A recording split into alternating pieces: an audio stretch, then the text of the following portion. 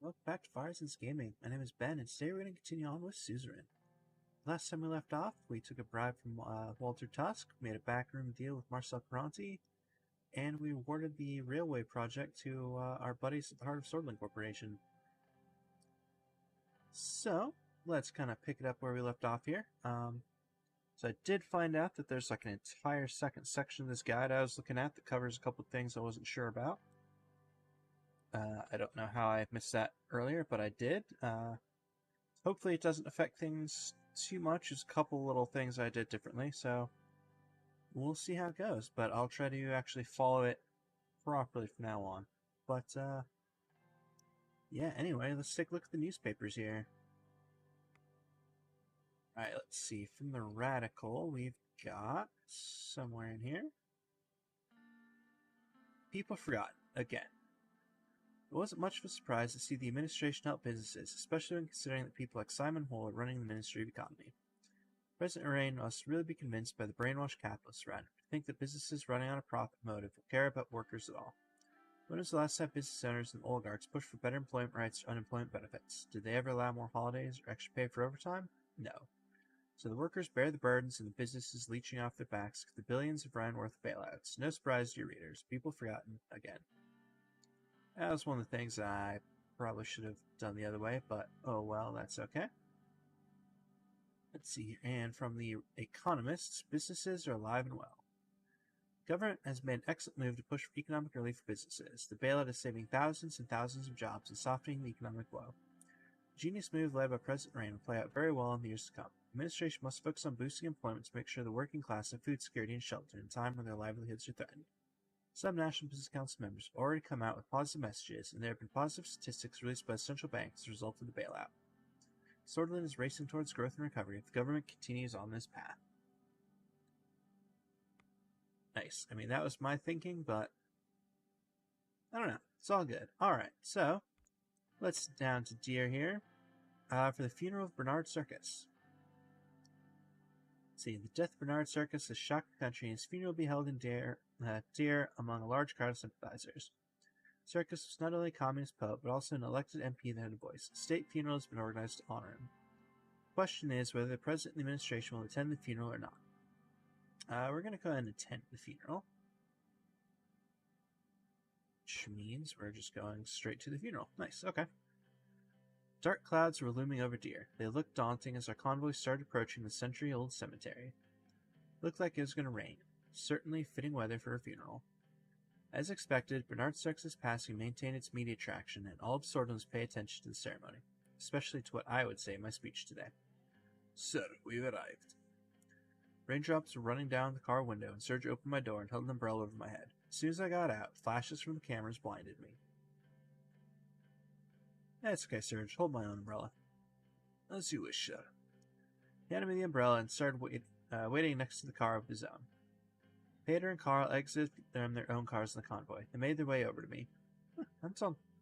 Mr. President, I just wanted to inform you that the perimeter is clear and security complete. There's no one getting in or out without our knowledge. Good work. Thank you, Carl. Carl bowed his head with respect. Good. Good thing I'm something. You'll have to answer the First Lady. Trust me, Carl. You don't want that. Peter let out a laugh, which drew some attention from bereaved attendees. It's only slightly inappropriate. Let's go this one. You're the only one that can make me laugh at a funeral. Right? I mean, life is full of tragedy. We should try to take it easy if we can. It started to rain. Several unintelligible voices were heard from Carl's radio. He stepped out to reply and turned shortly.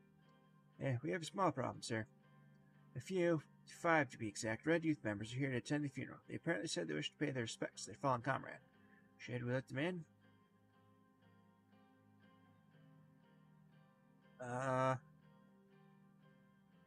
Do you think they pose a security threat? No. They were thoroughly searched. It looks like they really are here to attend the funeral. Let them in. And I think I just totally accidentally gave Carl the wrong voice there, but whatever, it's fine. Here's a command. There we go, that's better. Let's head over. What about to stop? We walked towards the crowd circled around the grave. Everyone in attendance was wearing black and mourning. The rain started pouring heavily. Bernard's widow and daughter were in the front row, staring at the coffin with a mixture of disbelief, confusion, and above all, a cold, unforgiving sadness. Both of their eyes were very red and swollen from weeping. Before taking my place to observe the ceremony, I gave my condolences to Bernard's wife and daughter, who looked at me. She reminded me of Diana. When the religious ceremony was done, I was invited by the priest to deliver my speech. I took the podium. I felt like I had a lump in my throat. I couldn't get the daughter's eyes out of my head. Today, we're mourning Bernard Circas, a father, a husband, and a loyal servant to this country. Towards the back of the crowd, I spotted the members of the Red Youth, wearing red shirts and black bands mourning on their arms. They seemed ruly, and were respectfully bowing their heads. There was complete silence, except for the sound of raindrops. Let's see.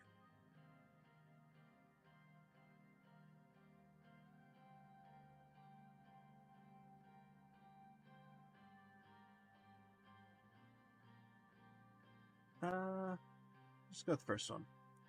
This is great loss for all of us, for our country.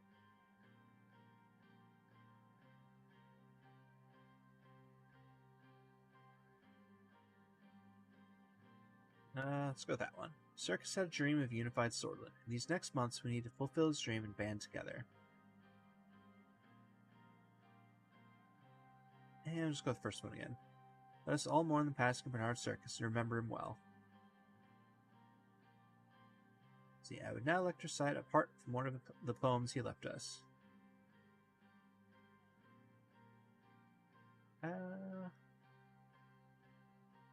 Let's go with the first one, why not? Our only strength is the will to survive, knowing that we'll perish, knowing nothing more absolutes. Moment of silence, please.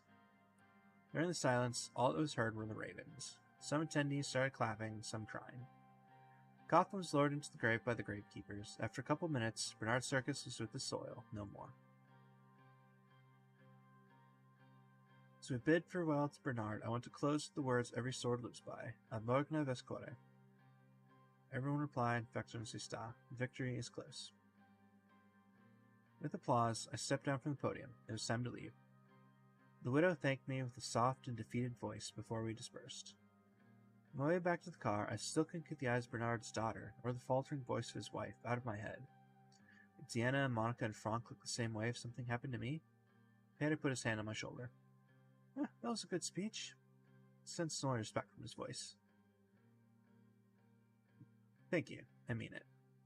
I know you do. Come on, it's time to go. We've got work to do.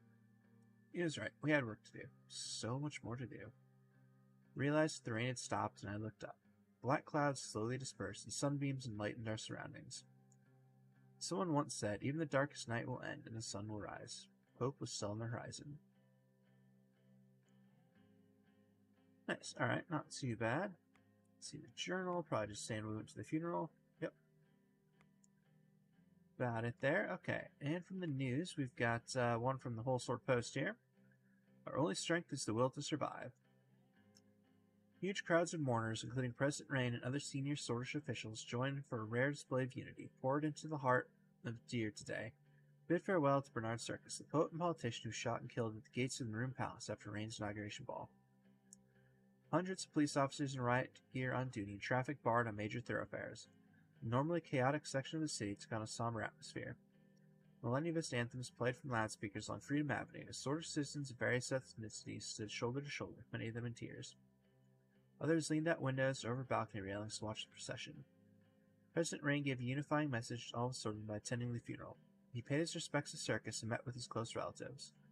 Rain also made an emotional speech that touched thousands of attendees. He finished his speech with a quote from Circus. Our only strength is the will to survive, and we will perish, knowing nothing more absolutes. Okay, and Swordland today, President Rain's last farewell to Bernard Circas. Scenes of compassion, unity, and respect were recorded during the solemn funeral of Bernard Circas, which the VP and President attended. President Rain showed respect and grace by letting Red Youth members enter the funeral to give their final goodbyes to a fellow traveler. The show of compassion is what the country deserves at this period of uncertainty. The new era of Rain administration indicates that the divisions of the country might soon be healed. Nice. Okay. So, let's head to Lockhaven for a briefing on the current diplomatic solution. Blue Mansion Lockhaven hosted us for the important diplomacy meeting. Jeez. The door opened, and David Vichy, once a lecturer to me, now the Minister of Foreign Affairs, gently made his way towards my desk. May I sit down, Mr. President? Leave the formalities aside, David. Please, take a seat. Right. Still getting used to new position, Anton. Slowly sat down, taking care not to aggravate the arthritis in his knees. He always had an air of gravitas about him, and old age only served to deepen that. After he settled himself, he regarded me with delight, his blue eyes sparkling. Look at you, Anton, the 4th president of Sortland. What a privilege for me. I still remember the first day I took my class at Old Sword State University. Somehow, the inexplicable ebb and flow of life has led us here, to positions where we can change the course of history. It's our opportunity to shape the future, and we'll do precisely that. I'm looking forward to our new foreign policy. He started coughing again, this time for longer. Would you like some tea or water? Oh, yes, please. Tea and water sounds nice. Thank you very much. He smiled. Olivia brought 2 cups of tea along with a glass of water and placed them on the table. It seems you still remember how much I like tea. Nowadays, it really does wonders to my throat. So how's your wife Catherine doing? My lovely Catherine is as energetic as always. Age has hit me harder on her, for sure. She still does her daily jogs, unlike me. Nothing can challenge time. Nothing. How's the Rain family? We're slowly starting to get used to the routine. As time passes, I realize more. Family is the most important thing in life. We must take care of them. Door opened. Joseph and Lucian joined us for the briefing as a tall case clock hit the hour mark. Hader, however, was missing. I wonder if he was late from all the drinking he did at the party in Lockhaven. We'll talk more, President Rain. Welcome, everyone. Wait, what? Party at Lockhaven? Did I miss something? I don't know. Whatever, it's fine. How's your travel to Lockhaven? Little bumpy due to some turbulence. I arrived via military cargo plane that landed at Lockhaven International. I took the train. It was a little slow, but I can still recommend it for the beautiful landscape. I also had the possibility to work on a couple of things during the ride. From what I've heard, it'll be much faster in the near future when the L1 high-speed railway is finished. Exactly. It will hopefully be one of our major achievements. Well then, since Mr. Vectron doesn't seem to be coming today, I think we are ready to start. I'll start by providing a brief overview of our current status for the neighbors. What would you like to start with? I'd like to hear about Agnolia. Our brotherly nation to our northeast, Agnolia. They're still diplomatically not aligned and probably has one of the most democratic systems between our neighbors. Economic stagnation is a worry for them. The primary issue is the heavy reliance on foreign investments from us. Agnolia is our most friendly neighbor. We've been allies for the longest time after Umberg annexed Dome. This fact needs to be made part of the equation. Unsurprisingly, the Agnolian Prime Minister Martin Van Horten is expecting better cooperation through a new fair trade deal with us. It was one of his election mandates. We'll think about his request. The matter's still on the table. We could secure them as allies if we make concessions in a new agreement. Umberg is our common threat. Additionally, the latest numbers indicate that currently 1 million Agnosaurus citizens live in the inland region of Sortland, which creates a link between foreign policy and our internal affairs. These people have suffered socioeconomically, which led them to crime and other problems. In addition, a relaxed immigration policy is one of Magnolia's main requests, which is unacceptable. Most of the migrants in our country haven't even assimilated into Solish culture. Adding more won't help. I'm skeptical about relaxed immigration. You should be. We've already witnessed several societies shifting waves of migration. We should remember that we can't promise to keep our immigration laws relaxed in the election campaign. Oh, yeah, I forgot about that. Okay. Well, I wonder about more about Volksland then. Our cousins of old across the Marking Sea wish to have good relations with us. As we know, Volksland is a socialist republic aligned with the United Cantana. They're an important regional player. It's also the most significant sea power in eastern Marcopa. We had hostile relations with them after several wars in the 19th century, which we wouldn't want to experience again. Recently, the diplomatic relationship has warmed up thanks to Emmerich Hagel. As a result, diplomatic talks can be conducted in the future.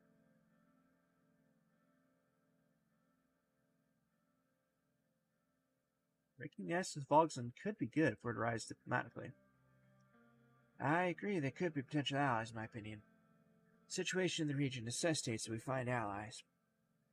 They haven't been in good relations with us for the past 200 years. Recently, they've also joined the Communist Cantonan Security Pact, subjugating themselves to United Cantona. On top of that, territorial issues flare up creating Noyan fogs because of Helluland Island. The Swedish Navy is very concerned with this volatile situation. Lucian looked slightly worried. Unfortunately, billions of Swedish railway cargo is transported close to Volscaslandian maritime borders on the Market Sea and the Grey Strait. This causes significant risks to our imports and exports in the case of deterioration of relations.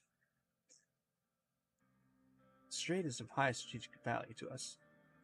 Joseph, the Navy is keeping an eye on the situation from a distance, right?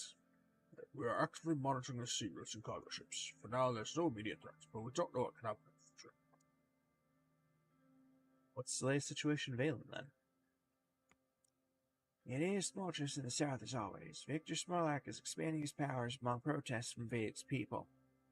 However, he's quite positive about a normalization of relationship between our countries. Reports indicate that they have been warming up to Cantona and international aid. As you know, Valen's stability was always a concern for the region. But if we want to help them, we must not treat refugees like we did in the 30s. I still can't stomach the inhumanity those people suffered.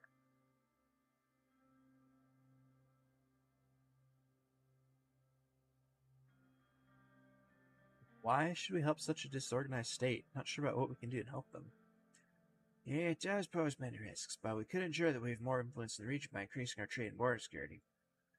Our main goal should be to avoid a refugee crisis like the late 1920s, that civil war had major security and economic repercussions on Swedish soil. One of the demands of President Smolak is to tighten our immigration laws so that political refugees don't escape to Sweden. There has been a recent purge to push many Bludish to flee Berger. It is definitely troubling. Rumor outpost has regained its importance to us. I'm sure you remember that winter at the border outpost, Mr. President. He was right. I did remember that winter. I remember the despair in the refugees' eyes when we forcefully escorted them back to the Valen border. It is our national interest to prevent the formation of a failed state on our western border. Valen has been increasingly aligning itself towards communist alliance. Another point to analyze. Let's move on. Two important neighboring countries remain, Lesbia and Rumberg. Which would you like to hear about first? What about Lesbia? Our southern neighbors are aligning itself more and more with Circasia. Lesbia is currently led by Prime Minister Patricio Alvarez. They are the jewel of the continent, the second largest economy in the Copa. Though wealthy, Lesbia suffers from excessive economic inequality. Our past relations have been great, but during the last decade, their investments in Sorland dwindled due to our instability.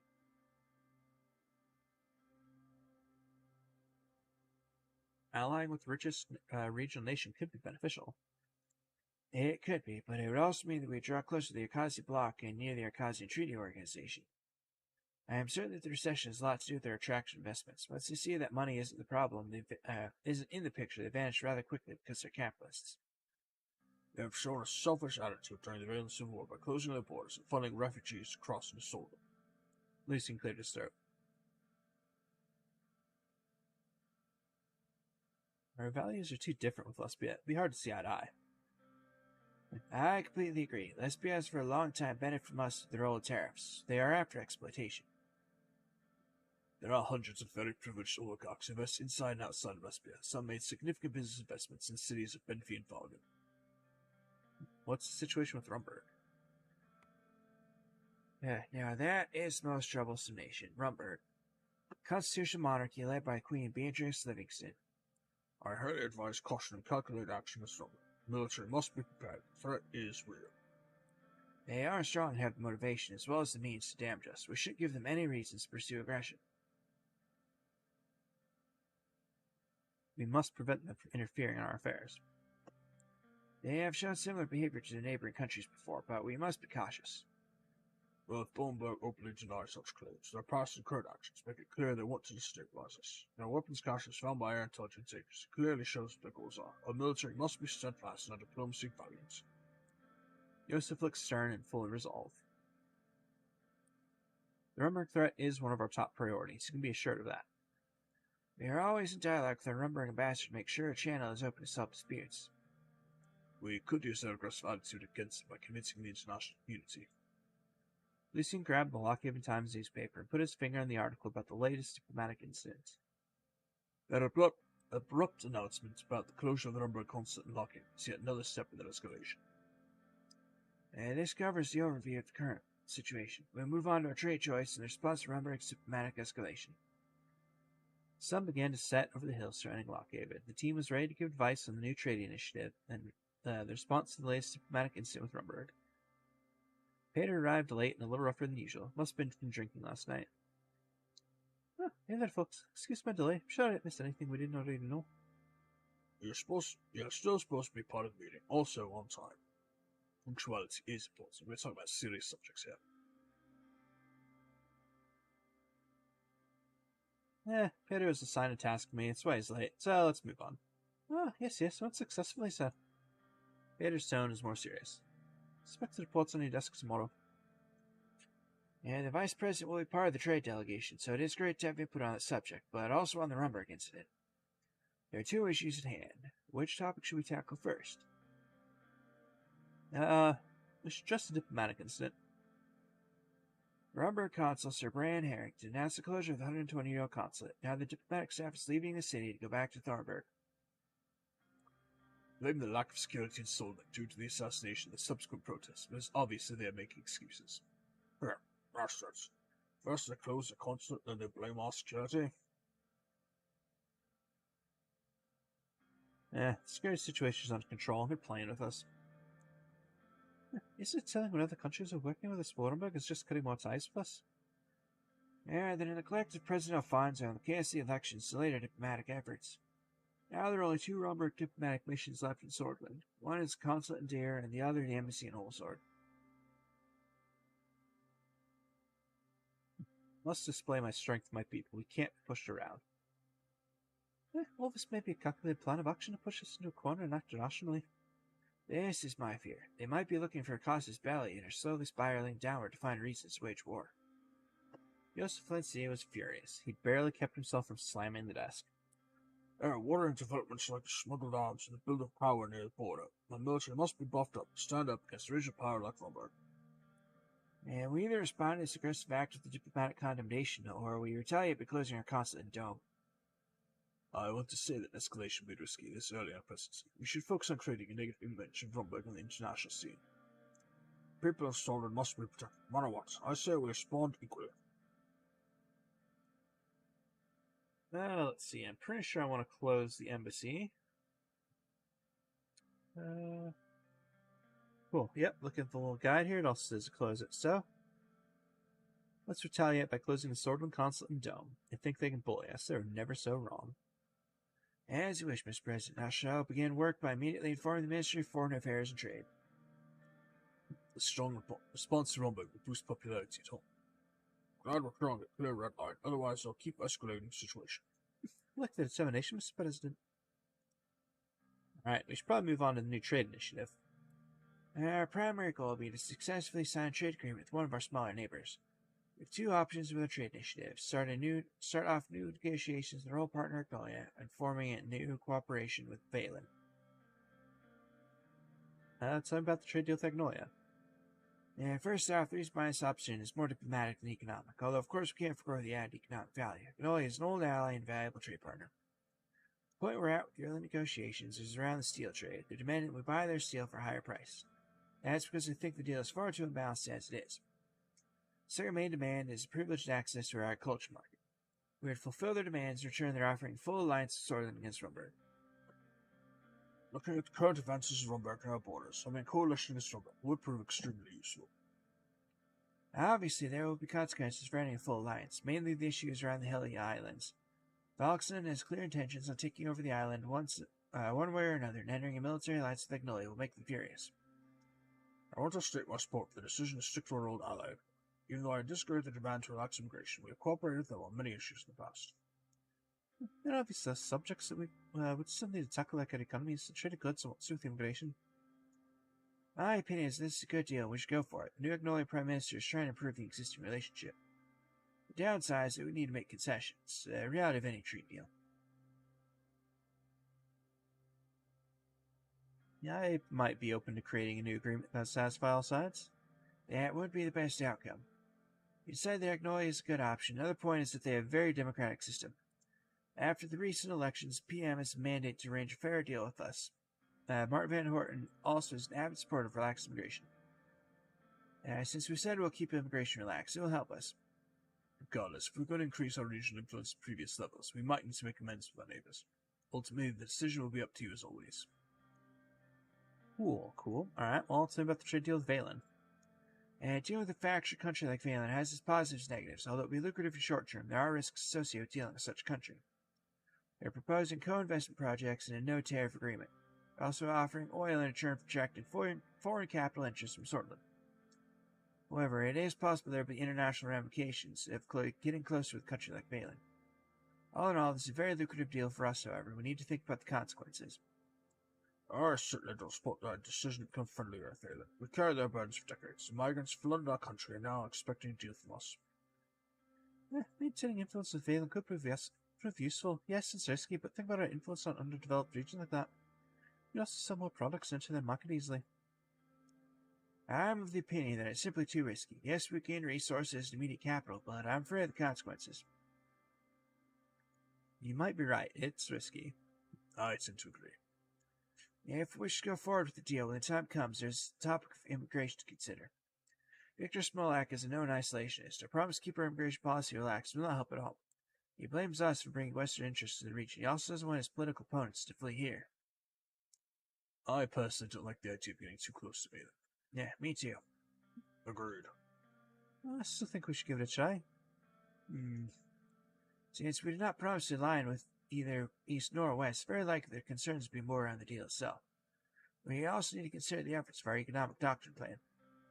The fact that we're headed towards a planned economy will have an influence. The negotiators optimize the interests, which makes differences become trivial, allowing both sides to reach a deal. Very true, Mr. Vectorn. We have a lot of time to prepare before the scheduled visits to Vale and Magnolia. I believe this gives a brief overview of our current options. Our trade delegation will begin work towards the end of the year. We expect a final negotiation and the signing to happen next year. I'm very much looking forward to visiting Salpart and Rocklovitz. Probably almost like David and Simon. Peter laughed. Joseph narrowed his eyes and stared at him. Well, that concludes our meeting, Mr. Rain. Nice. Well, thank you all for coming. I'll take my leave then. Sure. Meeting concluded and the team dispersed. Diplomatic action plan officially began.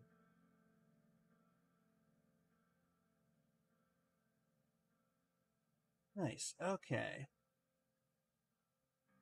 Well, let's go and take a look at the news here. So we got a couple things up here.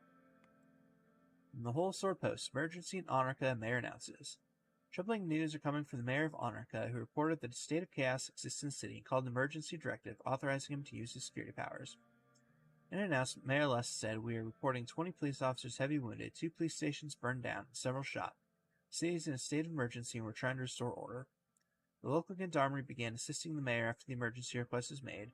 The armed units are now securing critical junctions and key infrastructure like power stations, hospitals, and municipality building. Local NFP leaders have announced that they will assist the local enforcement with the task of keeping the streets safe by reporting violent dissenters, a statement criticized by the local PFJP official. Nice. Alright. Yeah, two articles here from the Lockhaven Times. First one, welfare issues of Narbel. Narbel, a city that was once an important trade stop for the Markian Empire, has been in a steep decline for the last decade. We've uncovered the hard truth from the residents themselves. K.A. 46, shepherd living near the Cavendish Mountains that did not wish to disclose his real names, made shocking remarks about the city's and region's lack of healthcare services. He's waited almost 5 months just to get an appointment in the rural region. Another resident, a farmer IY 57, who also did not wish to disclose his name, is living near the outskirts of the Narbel. His children AY 14 and VY 16 have to use dangerous mountain paths to walk to the school located 2 kilometers away, even in the harshest seasons. And unrest continues. The unrest in the streets is continuing. The tension between different groups has now led to new clashes with hundreds wounded and sometimes several dead a week. Our reporters have interviewed dozens of protest leaders from the regional capitals, revealing different demands from the people. 3 subjects stand out: freedom of expression, democratic change, and economic security. On the other hand, many also went out to protest the worsened living conditions under the recession. Every third person our team has talked to mentioned the need for strengthening of the political system that needs to open up to reflect differing opinions. Our eyes on the ground witnessed both peaceful and violent acts. We saw bus stations destroyed, shops burning, people being carried to hospitals and ambulances. There are also calm scenes where police forces allow peaceful protesters from all sides of the political spectrum to make their voice heard and disperse. Certain cities like Anrika, Suzerain, and Arbery are much more damaged by the unrest. The overall momentum of the protests doesn't seem likely to stop soon. Alright, from the radical, we need democracy. We have long demanded the expansion of civil rights with reforms to modernize our nation. The previous government blamed the Supreme Court for not allowing the reforms. The opposition was quick to point out the flaws in the Constitution and brought focus on reforming the governmental structures to open way for further civil reforms. Now the reformists have increased in number, and with the president who is seen as a symbol of change in office, we are waiting for results. Today, it is the leader of the opposition, or our current president. Somebody has to break the cycle and rewrite the Constitution made by Tarkin's soul. His cult of personality shaped our current divided national spirit. It must be broken. Will President Rain stand up to the establishment and listen to the people? We will see. Last but not least, from Geopolitico, Swordland closes consulate. The Ministry of Foreign Affairs and Trade reacted swiftly to the Rumber consulate closure in Lockhaven by shutting down the Swordland consulate in Dome, an Agnolian city annexed by Rumber. This clear retaliatory diplomatic response will draw a lot of attention on the global diplomatic stage, but was welcomed by PM Martin Van Horten of Agnolia. President Rain seems to be decisive against Rumber, but whether this will be worth it is another question. That is a fair point. Alright, let's see what's going on in Arbery here. A Young Swords member claimed links to the government. The detained Young Swords member in Arbery claimed he has connections to the government. We've been investigating the truth of his claims, and we're not able to find any leads. Investigation ongoing. Nice, okay. So let's head to the Capitol here for a briefing on the results from the Reform Committee. Came a little early to the meeting room before anybody showed up. We had a scheduled meeting to discuss the progress of the Reform Committee regarding the new Constitution. I took a seat on the center chair in the vacant meeting room as I waited for them to show up. Reforms are slowly becoming the most significant expectation of my government. We would be changing Seoul's Constitution of 29. Most people nowadays blame the Constitution for the outstanding problems of the country. On the other hand, the reforms to the Assembly have been getting louder about their demands. What I knew for sure was that I needed to do something about this encroaching chaos before it swallowed me. Meanwhile, Lucian, Peter, and Nia had been leading the committee to prepare an initial draft of the constitutional amendments. I was intrigued to hear their results. There was a knock on the door. It was Lucian. Good afternoon, sir. Lucian arrived exactly in the hour mark again. His punctuality could almost be described as obsessive.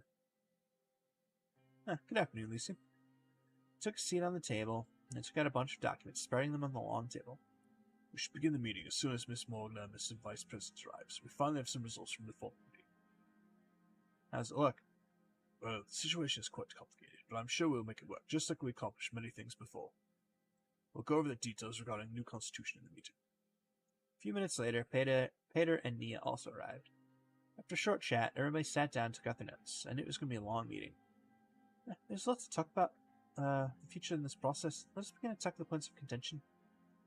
Mr. President, I've heard from Mr. Gulag that you're not intending to support the democratic reforms. Our committee meeting has been really fruitful, and we are ready to... we already started on a constitutional draft together with feedback from all the political parties. We are making clear progress here. You wouldn't really block our hard work, would you? I've already explained my intentions. She leaned slightly towards me. This is our once-in-a-lifetime chance to change the constitution of Tarkin Seoul, Mr. President.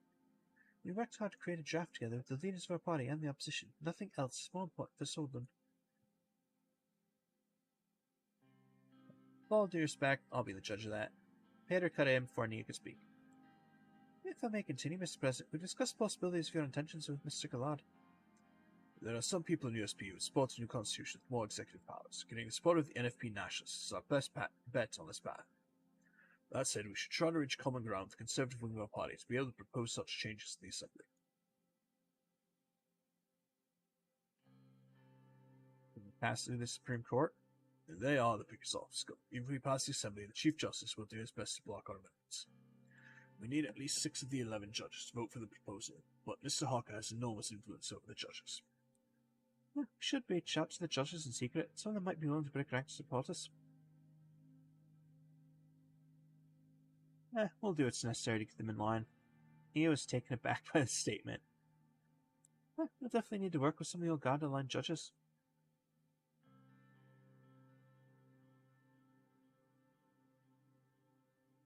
Who do you think will be willing to support these changes? I think we can reach out to Judge Edmonds and an extension Mr. Dalton and Mr. Martin. They aren't working together with the old guards as far as we know. We also need to get more votes from the Conservative judges. I believe heading Garachi might be the weakest link in the old guards. It can help us get 6 votes needed. According to the Constitution, I am a member of the Supreme Court, which means you already have 1 vote against us. I already know 2 of the judges who are with me as well. Come now, Miss Morgana. You said you were open to discuss Miss President's version of the new Constitution? Of course, Mr. Vection, but I already have a strong opinion about what it contains. Releasing cut in. Anything else, sir? Will you possibly reach a 2/3 majority in the Assembly? We'll never be able to get the PFGP to work this, but if you can start keeping it to work with you on this, our only remaining problem will be uniting our own party. We need the majority of 130 seats in the Assembly to vote in favour, but without NFP's support of 40 votes, we can never surpass the need 166. Mr. Kiba's full support as well as our party is needed. But it will be tough to unite the USP with all the divisive wings that has formed. We must make them follow you loyally. I'll make sure they follow me. Alvin Club and his reformist wing will be completely against you. He's already responded negatively in committee meetings, but I think he'll still be open to discussion. However, the Conservatives may be persuaded easier. The influence of soul is still living strong in the party. They might follow you if they respect you as a strong leader. Do you think they can be persuaded? I'm sure it's possible, but regardless of my opinion, we need to persuade most of them to support us for passing an amendment to the Constitution. There is one key person who can help us get their support. You must be talking about Gloria Tori. She's well respected by the souls. She's the biggest problem in our party. But judging by what Mr. President's trying to do, I believe you can find common ground under soulism. Probably not her, but me, Mr. President. I cannot allow a more authoritarian constitution to be made. There's no way I can support this. Can we just, throw her in a gulag or something? Come now, Mr. Morgan. There's no need for that. I meant no disrespect, Mr. President. You should be aware of my position, and that is final.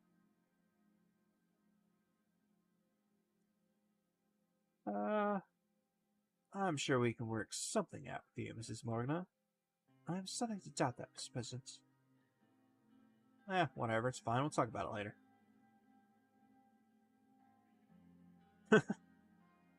Like the little scare quotes here. Well, let's get into the details of our reforms. Of course. Lucian pulled out a huge dossier from his briefcase. What? You're working on a different draft when we worked in the committee? That is correct. Mr. President had stronger ideas. Sure, I could work with the reform committee. No offense. Now, if we are going with this direction, I'll need everybody to focus. Let's proceed. Okay, then, let's see what we're talking about here. She spoke with a gentle tone, but her face couldn't hide her disappointment and anger. We've established 2 points parallel to the demands of the reforms. I'll go through each of them and get your input. Let's start with Section 1. Reformers want your absolute veto power to be removed, or at least limited. We could potentially give them what they want by limiting it. It wouldn't cause problems, since we already have the majority in the Assembly. Or better yet, we could change the article according to their demands, but establish new loopholes for you to hold your veto powers.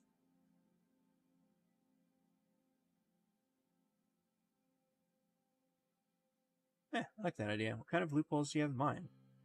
Well, we could define a process for the Assembly to override your vetoes with a supermajority. While this limits your veto capabilities, we do not define a time limit for the President to act on a bill.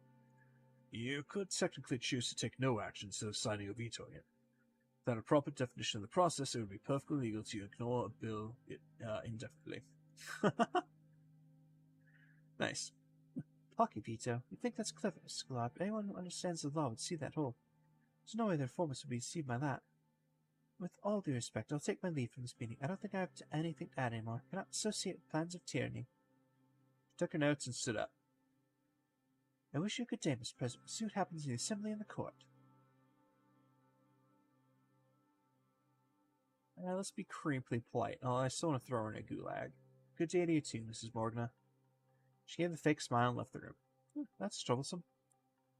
Well, I respect her. I doubt she's capable of creating major obstacles for us, but we'll have to keep close eyes on her. Yes, keep an eye on her. We can't let her sabotage us. Of course, sir. Move on to the second point, then. The new Constitution should remove the Supreme Court out of the constitutional amendment process. Not only popular, it would also strengthen our position against the judiciary. This is a point that's unanimously agreed on by all parties. Talking Soul established this rule to protect the Suzerain Constitution. We can break the power of the old guards with this. Supporting such change, constitutional amendments will still require the 2/3 vote system to be able to propose a change. However, the judiciary will not have the final say in the amendments. I mean, that's sort of what we wanted to do. Yes, this will ensure that the Supreme Court no longer have absolute power over legislation. We can persuade the other parties with this too. Apart from these two critical points, we could address a lot of the issues already in discussion for our own benefits. NFP wants to reform the appointment procedures of the ministers. Ms. Keebler clarified that the Assembly should have a say in the formation of the Council of Ministers. They are potential allies. This is an important demand to consider. That's something the majority in our party also supports. As changing appointment procedures, that might be okay. We could adjust the term limits and election threshold as well. Well, that one is a controversial one. I don't ESP would like that. Immunity of the justices, the impeachment of the president, power of the presidential decrees, all of these are in the realm of possibilities. If we can establish a proper balance, get the support of the NFP, you can gain a lot from these changes. I'd say keep everyone in the middle ground as the safest bet. Don't need to agitate anyone too much.